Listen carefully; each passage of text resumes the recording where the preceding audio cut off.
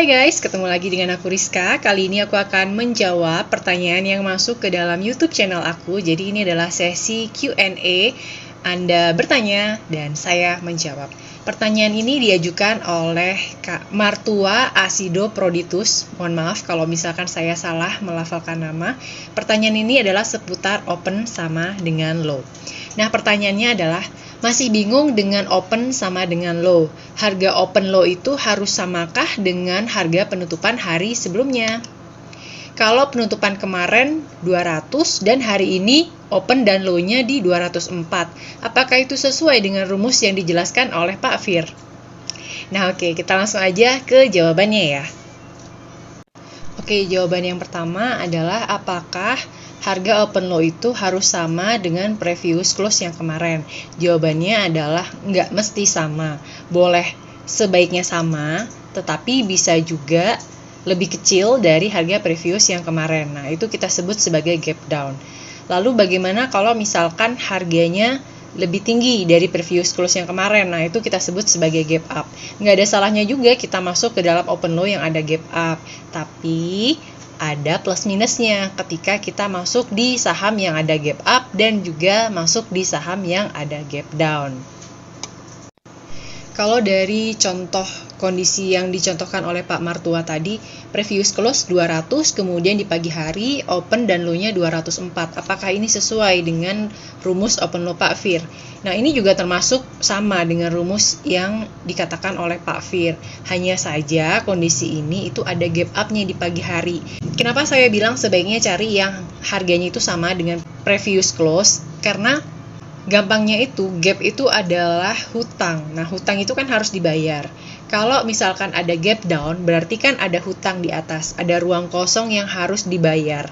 Nah, kalau misalkan gap down itu kan berarti potensinya adalah harga sahamnya itu akan naik untuk menutup hutang yang ada di atas. Contohnya, ketika previous close 200, kemudian di pagi ini open dan low di 196, kemudian close di jam 9:01 itu di 198, maka ada ruang kosong kan dari 198 menuju 200, ada 2 poin.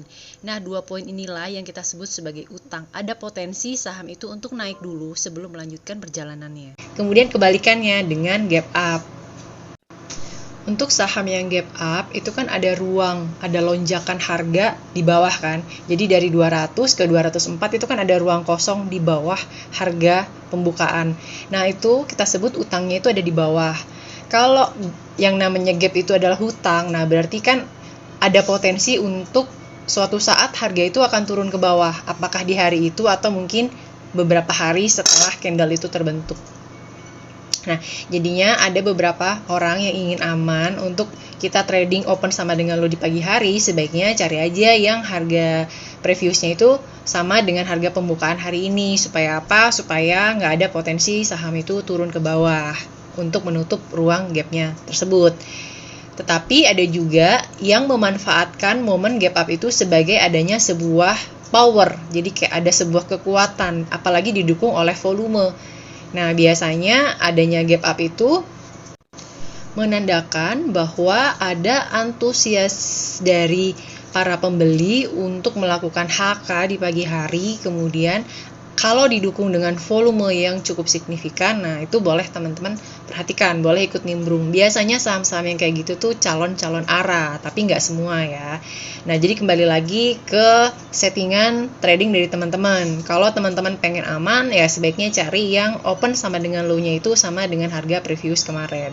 Kalau misalkan teman-teman suka yang high risk, yang ARA hunter, boleh tuh teman-teman cari saham yang sudah kemarin ARA, kemudian hari ini perhatikan kalau ada open low dan ada gap up, kejar lagi, ada kemungkinan untuk ARA. Tapi ingat, semakin tinggi potensi yang kita dapatkan, yang kita harapkan, semakin tinggi juga resikonya. Oke guys, semoga pertanyaannya menjawab ya.